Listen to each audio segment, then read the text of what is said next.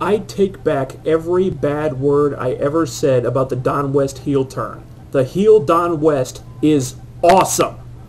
The best thing about him is that he points out all these things that make him appear to be heelish, but because of TNA's weird-ass booking, he actually ends up looking like the biggest smart mark babyface on the entire show. On Impact this week, we were inundated with an endless stream of Jeff Jarrett videos, one after another after another. There was this one video that they actually aired twice, and then there were all these other videos of him playing with his daughter, going through his mail, driving his kids around, going to a nightclub. The whole thing played out like Jeff Jarrett just giving himself yet another self-congratulatory pat on the back like he does practically every week on Impact. And before every video, Don West got in some comment about this, like, yawn, or there's more? Or do we really need to see another Jeff Jarrett video? And all his comments were fabulous because that's exactly what I was thinking. I mean, I'm not saying Jeff Jarrett doesn't deserve respect. He should get a ton of respect for everything he's accomplished, getting TNA to where it is now after only 7 years. But the never-ending self-congratulations do get pretty unnecessary after a while. Jeff, people already respect you. You shouldn't feel the need to constantly remind them why they should.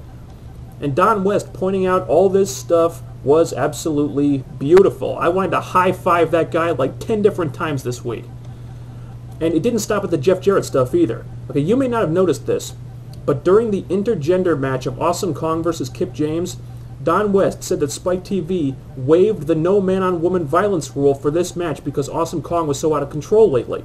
Now, obviously, Spike TV did no such thing, but Don West came up with a plausible excuse for why and how an intergender match could even get booked on Impact in the first place when everyone knows that the network has the handcuffs on the writers and won't allow them to book anything that has men attacking women. And because Don West said that, the match made sense. The heel Don West has officially become my favorite color commentator in professional wrestling, and TNA, don't you even think about replacing this guy with Taz. Don't even think about it. And while I'm on the subject of the intergender match, I guess I should mention the bile in my throat about the return of Kip James, because that's what people expect me to do. First of all, I don't think this was an official return for him. I think this was just a one-time thing to put over Awesome Kong. He's not in the spoilers for next week, thank God. Plus, if you think about this for a minute, because of the network's no man-on-woman violence rule, the only way this match could play out is if Kip James got in zero offense, which is exactly what happened. Awesome Kong destroyed him like the bitch that he is, officially making Kong my favorite person in the world. Peace out, Kip, and never darken my TV screen ever again. Another thing I really liked this week was the sit-down interview with Sting. I really enjoyed the technical aspects that went into it with the mood music and the footage of Mick Foley that was intercut throughout the whole thing. This was all very well produced. And the key thing of it was that it all felt very appropriate. WWE has taken to using mood music and stuff like that during in-ring promos, like Matt Hardy's first heel promo after he turned on Jeff.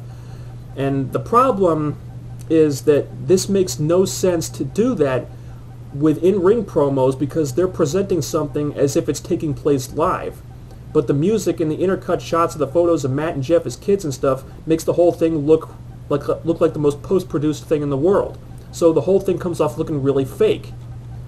But doing that type of thing in a sit-down interview makes perfect sense because those things are always filmed in advance and then aired later. So you know they had plenty of time to edit it and add music and stuff. You know, it's little things like that that can really add to the believability or completely kill the believability. So well done, TNA, on that. And also this week, we had the Motor City Machine Guns and Lethal Consequences teaming up to try to unmask Suicide, and then Christopher Daniels coming out to make the save. It was obvious that the crowd didn't really know how to react to this, but I actually liked it. I think a heel turn would be really good for Lethal Consequences at this point, if that is where they're going with them, and I hope it is. You know, Lethal and Creed are... If Lethal and Creed are going to stay baby faces, then this is just more blurring the lines between faces and heels that Vince Russo loves to do.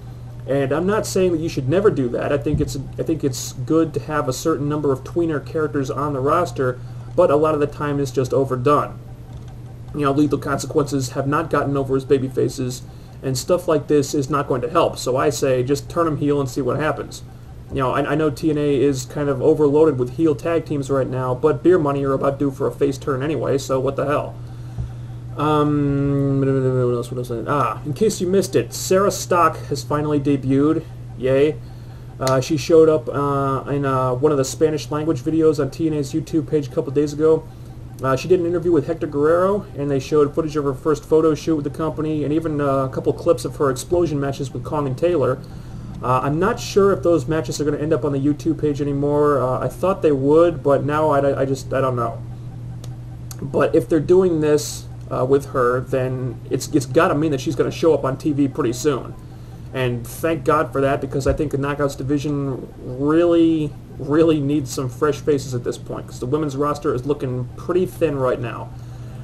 So Sarah Stock's arrival looks to be coming up in the near future. Hopefully Ayako Hamada won't be far behind. Also, I think another signing or two would be a very good idea. I thought they had enough women at this point, but then they went and fired Roxy because of BS backstage politics, and that leaves a new hole that they need to fill. Plus, I mean, there's a lot of women that they have that they just don't seem to have any interest in using right now. I mean, I kind of doubt that Christy Hemi's ever coming back from her neck injury. We see Tracy like once in a blue moon. ODB doesn't have a lot going on at the moment. Some Jobber Bolt hasn't been on TV in weeks. We've been seeing less and less of her lately, thank God. And if you're not going to use these people, then you might as well sign some women that you actually do want to use. This is just a suggestion, but you got this new UK heel faction, the British Invasion, so why not try to bring in Jeddah? You know, put her with those guys. I think that would be a perfect fit. You know, more new female talent. Fresh faces, I think, is definitely needed right now. Okay, like Daphne. Okay, perfect example, Daphne.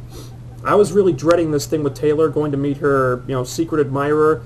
I thought this was just going to be like all those horrible, stupid videos of Kurt Angle going on all those blind dates last summer.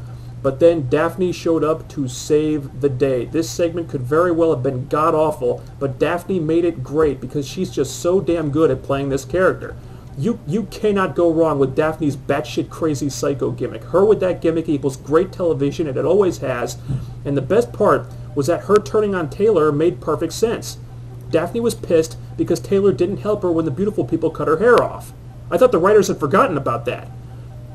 And I'm still not looking forward to this Knockouts Monsters Ball match, but I am looking forward to what Daphne tries to do to Taylor in that match, so that's something. So, yeah, pretty enjoyable show this week. Of course, I did not like everything about the show, as usual. Devoting all this TV time to the Sharmell Jenna Maraska thing was just pointless. I don't care about Jenna Maraska. I don't care about Sharmell. I damn sure don't care about the two of them feuding, and I don't think anyone does.